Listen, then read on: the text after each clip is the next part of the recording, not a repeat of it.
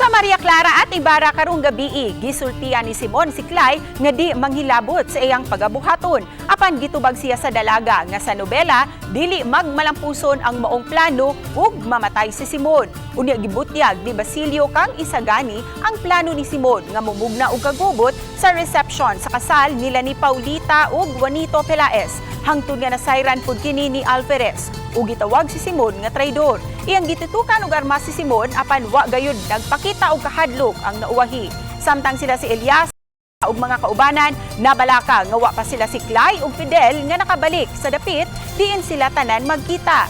Misud sila sa balay ni Kapitan Tiago ug ilang nasayran nga nabisto na ang tanang plano ug misunod ang kaguliyag. Hangtod nga adunay nahitabo kang Simon. Mga kapuso, mao kini ang ayaw si Piata sa pagsunod sa katapusang 4 ka adlaw sa istorya nila ni Maria Clara at Ibarra alas 8 sa gabii pagkahuman sa 24 oras.